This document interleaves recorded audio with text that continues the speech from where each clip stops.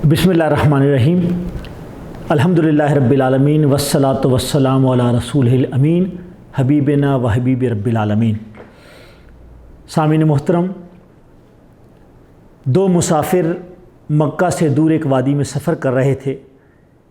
इनमें से एक रहमत आलम हादी बरक हज़रत मोहम्मद मुस्तफ़ा सल्लल्लाहु अलैहि वसल्लम थे और दूसरे उनके साथ उनके यार गार, उनके मोतमिद सैयदना अबू बकर सिद्दीक़ रज़ी अल्लाह ताला अन्हु। नबी अकरम सल्लल्लाहु अलैहि वसल्लम को प्यास महसूस हुई। आपने अबू बकर से कहा कि कहीं से पानी तलाश करो। इर्द गिर्द कहीं पानी मौजूद नहीं था। अबू बकर को थोड़े फासले के ऊपर एक नौजवान लड़का बकरियां चराता हुआ नज़र आया। आपने उसको बुलाया और उसे कहा कि क्या तुम इन बकरियों का दूध हमें दे सकते हो?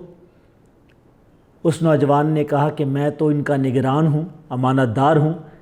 इसके मालिक कोई और हैं, तो मैं ये काम नहीं कर सकता। उस पर नबी करीम सल्लल्लाहु अलैहि वसल्लम मुस्कुराए और आपने कहा कि क्या तुम्हारे पास कोई ऐसी बकरी मौजूद है कि जो दूध ना दे सकती हो? उसको मेरे पास ले आओ।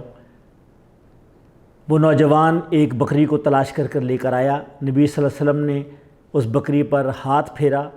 उसके थन को हाथ लगाया और वहाँ से दूध का जारी होना शुरू हो गया।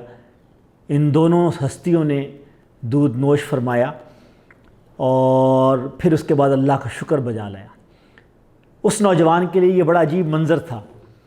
कि ये कौन है दो लोग और इनके पास वो क्या कलाम है या इनके पास वो क्या सलाहियत है कि जिससे एक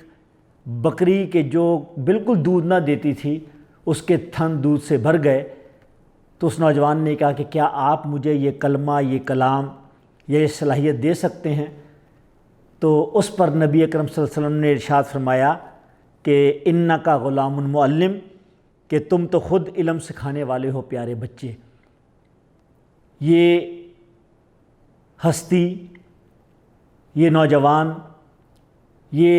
बकरियों को चराने वाले हज़रत अब्दुल्ला इब्न मसूद रज़ी अल्लाह ताला अन्हु थे, जिनका तज़किरा करने के लिए हम यहाँ जमा हैं।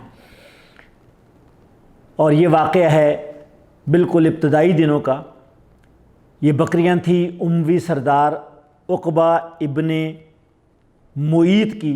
कि जिसके निगरान हज़रत अब्दुल्ला बिन मसूद थे। अब्दुल्ला का ताल्लुक़ कबीला बनी हुज़ैल से था, जिनके वालिद मोहतरम दौर जाहिलियत में इंतकाल कर गए थे और उन्होंने अपनी वालदा के साथ ईमान कबूल किया और अपनी वालदा के नाम से ही वो ज़्यादा जाने जाते थे। उम्मे अब्द उनकी वालदा का नाम था, इसलिए हमें तारीख़ के तज़किरों में उनकी सवाने में इब्ने उम्मे अब्द का नाम मिलता है कि उम्मे अब्द के बेटे। अब्दुल्ला बिन मसूद का कबूल इस्लाम बिल्कुल इब्तदाई दिनों का है। गोया आप साबिक़ूनुल अव्वलून में शुमार होते हैं। आपसे पहले सिर्फ़ 6 अफराद ने इस्लाम कबूल किया, यानी बिल्कुल इब्तदाई दिन थे बेशक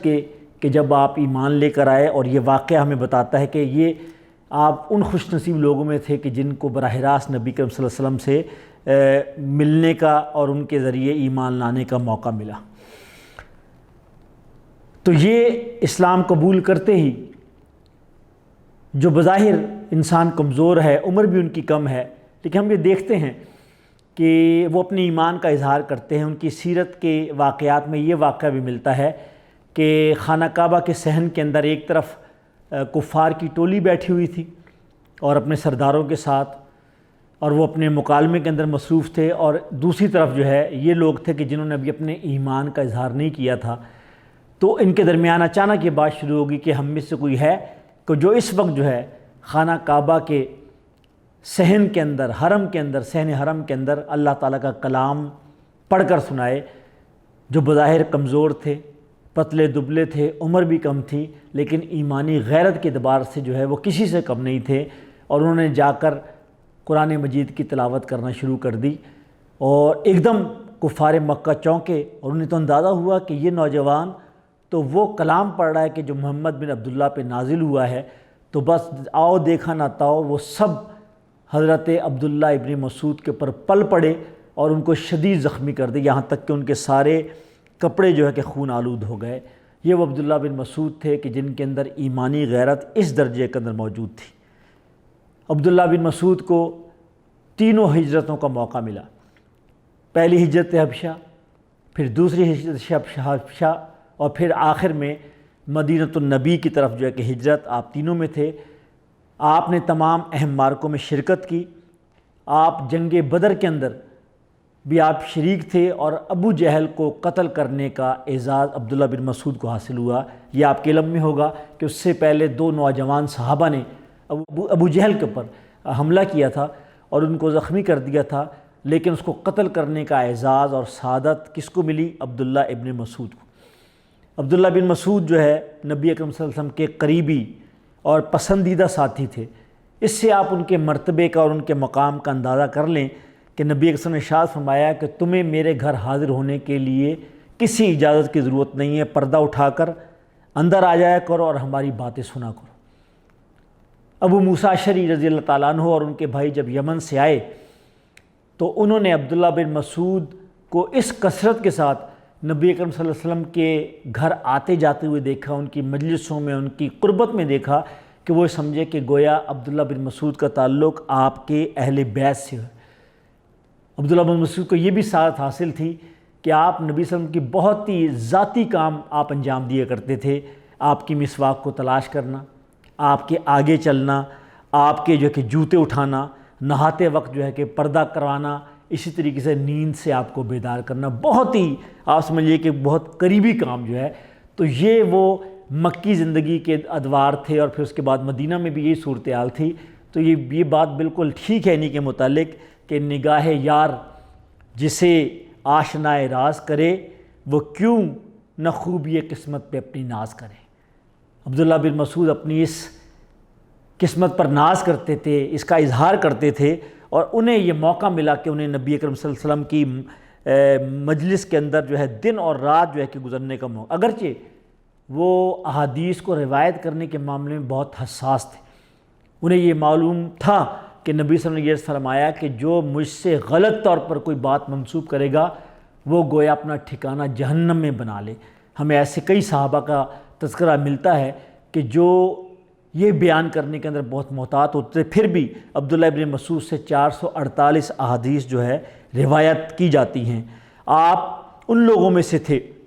کہ جو 21 سال تک دن رات نبی مہربان صلی اللہ علیہ وسلم کے ساتھ رہے، اور ان کے معمولات، ان کی جو ہے کہ نشست و برخاست، ان کی عادات و اطوار جو ہے عبداللہ ابن مسعود کے ذریعے سے ہی امت تک پہنچی ہے۔ آپ کا علم اس درجے کا تھا کہ نبی اکرم صلی اللہ علیہ وسلم نے فرمایا کہ قرآن کو ان 4 افراد سے حاصل کرو۔ یہ کوئی چھوٹی بات نہیں ہے کہ زبان نبوت سے یہ الفاظ نکل رہے ہیں کہ لوگوں اگر قرآن کو حاصل کرنا چاہتے ہو تو یہ لوگ مستند ہیں، یہ لوگ اتھنٹک ہیں۔ ان میں سے کون ہیں؟ عبداللہ بن مسعود، ابی بن کعب، سالم مولا ابی حذیفہ، اور معاذ بن جبل رضوان اللہ تعالی علیہم اجمعین۔ یہ وہ 4 ہیں کہ جن کے متعلق کہا گیا کہ قرآن اگر حاصل کرنا ہے تو ان لوگوں سے حاصل کرو، اور یہ ان 3 صحابہ میں شامل تھے کہ جن کا فتویٰ ان کے شاگردوں اور حلقہ تدریس کے ذریعے سے عام ہو کر مقبول ہوتا تھا۔ ایک عبداللہ بن مسعود تھے، زید بن ثابت، اور پھر عبداللہ بن عباس، کہ جن کا فتویٰ جو ہے وہ اتنا پاپولر ہوتا تھا ان کے درس کے اندر اور خود ان کے ذریعے سے، اور لوگ ان کو کرتے تھے۔ عبداللہ بن مسعود پتلے دبلے تھے، زور خطابت بہت شاندار تھا۔ ایک مرتبہ نبی کریم صلی اللہ علیہ وسلم نے انہیں کہا کہ درخت پر چڑھ کر پیلو کی ٹہنی توڑو، جس سے نبی صلی اللہ علیہ وسلم مسواک کرنا پسند کرتے تھے۔ آپ جب اوپر چڑھے تو ظاہر ہے چونکہ پتلے دبلے تھے تو آپ کی ٹانگیں بہت سوکھی تھی، پتلی تھی، تو ظاہر ہے صحابہ جو ہے کہ بے اختیار ان کی ٹانگوں کو دیکھ کر، ان کی پتلی دبلی ٹانگیں دیکھ کر جو ہے کہ ہنس پڑے۔ تو نبی اکرم صلی اللہ علیہ وسلم نے جب یہ دیکھا تو آپ نے ایک جملہ کہا، آپ نے کہا کہ اللہ کے میزان میں یہ پتلی ٹانگیں احد پہاڑ سے زیادہ بھاری ہیں۔ اللہ کے میزان میں عبداللہ بن مسعود کی یہ ٹانگیں احد پہاڑ سے زیادہ بھاری ہیں۔ یہ ان کا مقام ہے جو نبی اکرم صلی اللہ علیہ وآلہ وسلم نے بتایا۔ حضرت عمر نے 20 ہجری کے اندر عمار بن یاسر کو امیر اور عبداللہ بن مسعود کو معلم بنا کر کوفہ بھیجا، اور یہ وہ مسند تھی کہ جس مسند سے آپ نے درس و تدریس اور فتوے کا کام جو ہے ایک طویل عرصہ انجام دیا۔ اور یوں سمجھیے کہ ہماری تاریخ کے اندر جو 2 اسکول آف تھاٹ تھے احادیث کے یا فقہ کے، جن میں سے ایک مدینہ اسکول آف تھاٹ اور ایک کوفہ اسکول آف تھاٹ، کہ جس کی قیادت اور جس کی نمائندگی حضرت علی کرم اللہ وجہ اور عبداللہ بن مسعود کرتے تھے، کیونکہ یہ دونوں شخصیات جو ہے انہوں نے اس کوفہ کو مرکز بنایا، اور یہاں سے امت کی اصلاح کا، تربیت کا اور مختلف جو کہ دینی اور دنیاوی معاملات کے اندر ہدایت اور رہنمائی کا سرچشمہ جو ہے جاری کیا۔ حضرت عمر جب ان کو بھیج رہے تھے تو انہوں نے یہ جملہ کہا کہ یہ دونوں برگزیدہ ہستیاں اصحاب بدر میں سے ہیں۔ کون؟ عبداللہ بن مسعود اور عمار بن یاسر۔ اور میں ان کو اپنے آپ سے جدا کرنا پسند نہیں کرتا، لیکن میں اپنے نفس پر ایثار کر کے میں بھیج رہا ہوں تاکہ تمہاری تربیت کریں اور تمہارے معاملات کو انجام دیں۔ تو آپ اس نبی صلی اللہ علیہ وسلم کی پیشن گوئی اور بشارت کو یاد کیجئے کہ جب عبداللہ بن مسعود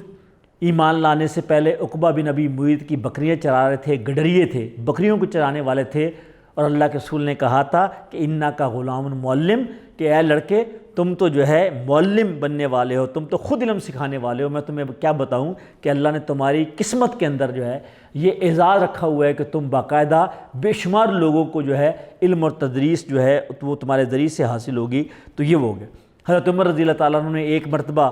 ان کو بیٹھے ہوئے دیکھا تو آپ نے کہا کہ یہ علم و معرفت سے بھری ہوئی چھاگل ہیں، اتنا ان کے پاس علم ہے کہ یہ لبالب بھری ہوئی چھاگل ہیں۔ قرآن اور عبداللہ بن مسعود کا چولی دامن کا ساتھ تھا۔ آپ نے زبان نبوت سے براہ راست قرآن سیکھا۔ خود یہ کہتے ہیں کہ میں نے نبی اکرم صلی اللہ علیہ وسلم 70 سے کچھ زائد صورتیں براہ راست حاصل کی ہیں۔ جس ہستی پر، جس وجود پر اللہ تعالیٰ کا کلام نازل ہوا، عبداللہ بن مسعود نے براہ راست، اور یہ نبی صلی اللہ علیہ وسلم کا قول ہے کہ جو شخص یہ چاہتا ہے کہ قرآن جس طرح تر و تازہ اترا تھا بالکل اسی طرح قرأت کرے، تو اسے چاہیے کہ ابن ام عبد کی قرأت کی طرح پڑھے، یعنی قرآن ان سے سیکھ۔ خود یہ بیان کرتے ہیں کہ قرآن کی 70 سے زیادہ صورتیں ایسی ہیں کہ جو میں نے نبی اکرم صلی اللہ علیہ وسلم سے براہ راست سیکھی ہیں، اور یہ قول بھی آب زر سے لکھنے کے قابل ہے کہ وہ خود فرماتے ہیں کہ قرآن کی کوئی صورت ایسی نہیں اتری جس کی نسبت میں نہ جانتا ہوں کہ وہ کہاں اتری، اور پھر یہ کہا کہ قرآن کی کوئی صورت ایسی نہیں اتری کہ جس کی نسبت میں نہ جانتا ہوں کہ وہ کس شخص کے حق میں اتری، یعنی اس کا شان نزول کیا ہے، وہ کس مقام پر اتری ہے، اس کا پس منظر کیا ہے، یہ خود وہ کہتے ہیں۔ ایک اور موقع پہ کہا کہ اگر مجھے معلوم ہو کہ مجھ سے زیادہ کتاب اللہ کو جاننے والا کہیں موجود ہے اور میرا اونٹ وہاں تک جا سکتا ہو تو میں فوراً سوار ہو کر وہاں پہنچوں گا۔ یعنی اللہ کا کلام حاصل کرنے کا جذبہ اور شوق جو ہے اتنا زیادہ تھا کہ بھئی میری بساط میں ہو اور میرا جو ہے کہ میری سواری مجھے وہاں تک لے جاتی ہے اور مجھے معلوم ہو جائے تو میں یعنی باز نہیں آؤں گا، اور میں ہر صورت کے اندر کلام اللہ جو ہے کہ وہ میں حاصل کروں گا۔ یہ آپ کا یہ سعادت تھی، یہ آپ کا یہ مقام اور مرتبہ تھا۔ اور یہ واقعہ تو بہت ہی خوبصورت ہے کہ ایک مرتبہ نبی اکرم صلی اللہ علیہ وآلہ وسلم نے عبداللہ بن مسعود سے کہا کہ عبداللہ میں قرآن سناؤ۔ عبداللہ بن مسعود حیرانی سے اس چہرے کی طرف تکنے لگے کہ جو وجود اور جو چہرہ خود ہدایت الہی کا مخاطب تھا، کہ جس پر جبریل قرآن لے کر آتے تھے، جس پر قرآن اللہ کی طرف سے براہ راست اترتا تھا، اور انہوں نے سوالیہ اور استفہامیہ نظروں سے پیارے آقا صلی اللہ علیہ وسلم کو یہ کہا کہ یا رسول اللہ کیا میں آپ کے سامنے قرآن سناؤں؟ آپ نے کہا ہاں عبداللہ مسعود مجھے سورہ نساء سناؤ۔ عبداللہ بن مسعود نے سورہ نساء کی تلاوت کرنی شروع کی، اور جب وہ اس آیت پہ پہنچے کہ فَكَيْفَ إِذَا جَئْنَا مِن كُلِّ أُمَّةٍ بِشَهِيدٍ وَجِئْنَا بِكَ عَلَىٰ هَٰؤُلَاءِ شَهِيدًا، تو انہوں نے اپنا سر اٹھا کر دیکھا تو نبی اکرم صلی اللہ علیہ وسلم زار و قطار رو رہے تھے اور آپ کا چہرہ آنسو سے تر تھا۔ عبداللہ بن مسعود کی آواز اور قرآن کا جلیل القدر پیغام،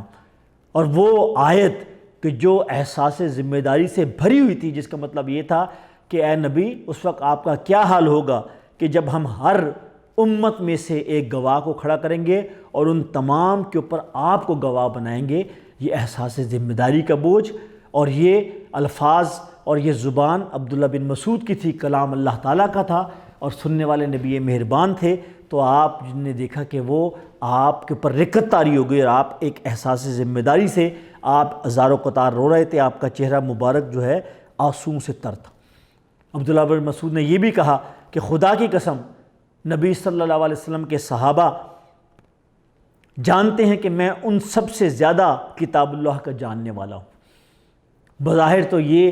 ایک بڑے الفاظ لگتے ہیں، لیکن انہوں نے فوراً ہی اگلی بات کہی، حالانکہ میں ان سے بہتر نہیں ہوں۔ یعنی انہوں نے اپنی یہ سعادت بتائی،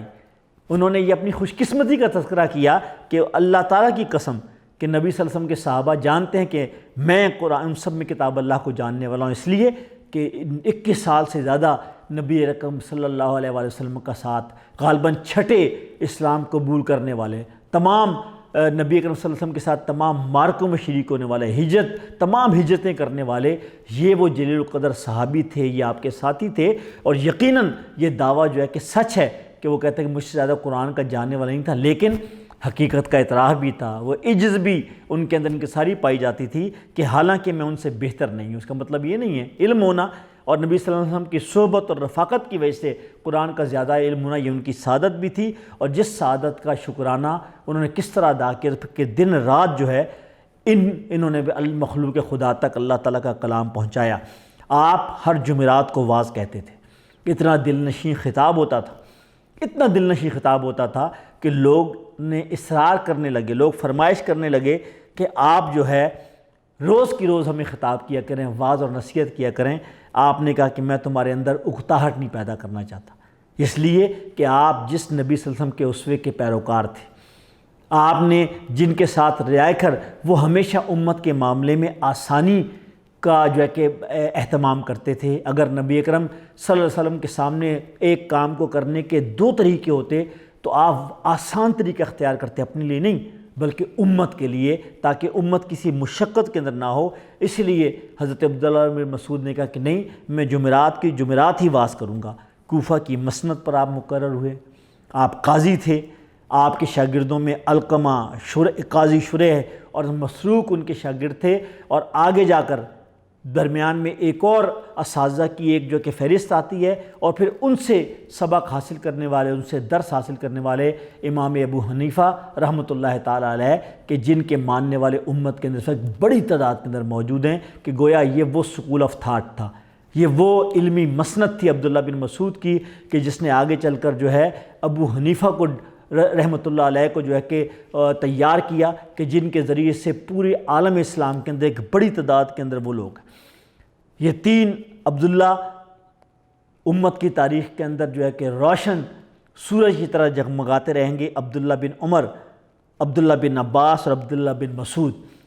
ان سب کی علمی مقام، ان سب کا درس و تدریس، ان سب کا جو ہے کہ مقام اور مرتبہ جو ہے، یہ ایک خوبصورت سی ایک آپ سمجھے گلدستہ ہے۔ کہا یہ جاتا ہے کہ عبداللہ بن عمر کے شدائد کہ وہ کچھ معاملات میں بڑے شدید تھے، جس طرح ہم کہتے ہیں کہ کلاسیکل اپروچ جو ہے تو وہ ان کی مشہور تھی عبداللہ بن عمر کی۔ عبداللہ بن عباس کے متعلق آتا ہے کہ وہ آسانی دینے کے قائل تھے۔ ایک اپروچ ہوتی ہے مختلف احکام کے معاملات میں، فقہ کے احکام کے معاملات کے اندر، تو یہ 3 آپ کو گلدستے کے اندر 3 پھول نظر آئیں گے۔ عبداللہ بن عمر کے متعلق آتا ہے ان کی شدائد کہ وہ بالکل جیسی ہدایت ہوتی ہے، جیسا جو ہے کہ اسی کے اوپر وہ اپنے سننے والوں کو اور اپنے جو ہے کہ فالوورز اور اپنے جو ہے کہ پیروکاروں کو کہتے ہیں کہ لیٹر اینڈ اسپرٹ اس کی پیروی کریں۔ عبداللہ بن عباس جو ہے وہ رخصت دیا کرتے تھے، وہ گنجائش پیدا کرتے تھے لوگوں کے مزاج اور لوگوں کے مقام کے حوالے سے۔ اور عبداللہ بن مسعود کے متعلق آتا ہے کہ ان کی شذوذ جو ہے کہ وہ شاذ آرا، یعنی جو شاذ آرا ہوتی تھی وہ اس کے اوپر جو ہے کہ وہ عمل پیرا تھے۔ تو گویا یہ امت کے اندر یہ 3 عبداللہ بن عمر، عبداللہ بن مسعود اور عبداللہ بن عباس جو ہے، ان کا اپنا اپنا مقام ہے، امت نے ان سے حاصل کیا۔ اور یوں نبی اکرم صلی اللہ علیہ وآلہ وسلم جو ہے ان کی ایک ایک چیز جو ہے کہ تمام تر تفصیل کے ساتھ اس امت کے پاس محفوظ ہے، اور جو ہے کہ جو ان میں سے جس کی بھی پیروی کرے گا، جس کی بھی اقتداء کرے گا، وہ ہدایت بھی پائے گا اور وہ سنت پر عمل درآمد کا طریقہ بھی پائے گا۔ ان کے پاس قرآن موجود تھا، لیکن یہ بات ہمیں معلوم ہوگی کہ حضرت زید بن ثابت رضی اللہ تعالیٰ عنہ کو حضرت عثمان نے مقرر کیا کہ جب یہ دیکھا کہ امت بہت وسیع ہو گئی ہے اور مختلف علاقوں کے لوگ مختلف طریقوں سے کہ قرآن مجید کی تلاوت کرتے ہیں، لہجے مختلف ہو رہے ہیں، تو جو ہے کہ صحابہ کرام کے اسرار کے اوپر حضرت عثمان ابن عفان جو خلیفہ راشد تھے، انہوں نے زید بن ثابت کو مقرر کیا کہ وہ تمام نسخوں کو جمع کریں اور ایک ہی نسخہ جو ہے کہ جو پوری امت کے اندر جو ہے لوگ اس کو فالو کریں۔ لیکن عبداللہ بن مسعود کو جو ہے وہ اپنے نسخے سے پیار تھا، اس لیے کہ انہوں نے براہ راست نبی اکرم صلی اللہ علیہ وسلم سے قرآن سنا تھا، ان سے سیکھا تھا، اس لیے انہوں نے مزاحمت کی۔ لیکن جب ان کو یہ یقین ہو گیا کہ نہیں، حضرت عثمان بن عفان جو امیر المومنین ہیں، ان کا مقصد یہ نہیں ہے کہ وہ خام خواہ ان کا نسخہ تلف کرنا چاہتے ہیں اور یا ان کے اوپر پابندی لگانا چاہتے ہیں، یا وہ جس طریقے سے قرت کرتے ہیں وہ قرت کو جو ہے کہ روکنا چاہتے ہیں، کہ جب انہیں معلوم ہو کہ نہیں امت کے مفاد کے اندر، اور پھر جو جلیل القدر صحابہ کہ جو اس وقت مدینہ النبی کے اندر موجود تھے اور حضرت عثمان بن عفان رضی اللہ تعالیٰ عنہ کے حلقہ مشاورت میں تھے، کہ ان کی بھی یہ رائے تھی کہ اب یہ حضور رسول اکرم صلی اللہ علیہ وسلم کی امت اتنی پھیل گئی ہے، تو یہ جو ورائٹی ہے کہ جس میں جو ہے کہ کیسر و کسریٰ بھی جو ہے کہ وہ بھی مغلوب ہو گئے، روم اور ایران بھی فتح ہو گئے، شام بھی جو ہے مفتوح ہو گیا، تو مختلف طرح کے لوگ آ گئے، مختلف پس منظر، مختلف لہجوں کے، تو ایک جو ہے کہ قرت کے اوپر اکٹھا کرنا اور ایک نسخے کے اوپر اکٹھا کرنا ضروری تھا۔ تو حضرت عثمان نے حضرت زید بن ثابت کی یہ ذمہ داری لگائی، تو جب ان کو یہ ساری تفصیل معلوم ہوئی تو پھر انہوں نے اس پر سرنڈر کیا اور حضرت عثمان بن عفان رضی اللہ تعالیٰ عنہ کی بات کی جو ہے کہ توثیق اور تائید کی۔ 33 ہجری کے اندر مدینہ میں حضرت عبداللہ بن مسعود رضی اللہ تعالیٰ عنہ کا انتقال ہوا۔ کہا یہ جاتا ہے کہ آپ کی عمر 70 سال کے لگ بھگ تھی، اور ان کا جنازہ حضرت عمار بن یاسر رضی اللہ تعالیٰ عنہ نے پڑھایا۔ کچھ روایت میں یہ ہے کہ حضرت عثمان بن عفان نے یہ ان کا جنازہ پڑھایا۔ آپ نے عبداللہ بن مسعود رضی اللہ تعالیٰ عنہ نے یہ وصیت کی تھی کہ مجھے حضرت عثمان بن مظعون رضی اللہ تعالیٰ عنہ کے پہلو میں دفن کیا جائے۔ اور کون بن عثمان بن مظعون؟ کہ یہ وہ تھے کہ جب فوت ہوئے تو نبی اکرم صلی اللہ علیہ وآلہ وسلم جو ہے کہ انہوں نے ان کے گال کے اوپر بوسہ دیا۔ وہ نبی صلی اللہ علیہ وسلم کے رضائی بھائی تھے، یعنی انہوں نے ایک ہی ان سے جو ہے کہ دودھ پیا تھا، اور انہوں نے یہ وصیت کی کہ مجھے عثمان بن مظعون رضی اللہ تعالیٰ عنہ کے پہلو کے اندر دفن کیا جائے۔ یوں جنت البقیع کے اندر آپ مدفون ہیں کہ جہاں بے شمار صحابہ کرام آسودہ خاک ہیں، اللہ تعالیٰ ان سے راضی ہو اور وہ اللہ تعالیٰ سے راضی ہوں۔ یہ ہیں وہ ہمارے صحابہ کرام رضوان اللہ علیہم اجمعین کہ جن کی زندگی، جن کی سیرت، جن کا کردار ہمارے لیے مشعل راہ ہے، اور ان کی قرآن سے محبت، ان کی نبی اکرم صلی اللہ علیہ وسلم سے محبت جو ہے واقعی ایسی ہے کہ جو امت کے لیے ایک مینارہ نور ہے کہ ہم ان کی پیروی کریں، کہ آج انہی کی بدولت، ان جلیل القدر صحابہ کی وجہ سے ہی ہم تک نبی اکرم صلی اللہ علیہ وسلم کی چھوٹی سی چھوٹی سنت اور ان کی بات محفوظ ہے اور موجود ہے، کہ ہم چاہیں تو ہمارے لیے کوئی مشکل نہیں کہ ہم ان کی پیروی کر سکیں۔ اللہ تعالیٰ مجھے اور آپ کو عمل کرنے کی توفیق عطا فرمائے۔ اقول قولی ھذا واستغفر اللہ لی ولکم ولسائر المسلمین، وآخر دعوانا ان الحمد للہ رب العالمین۔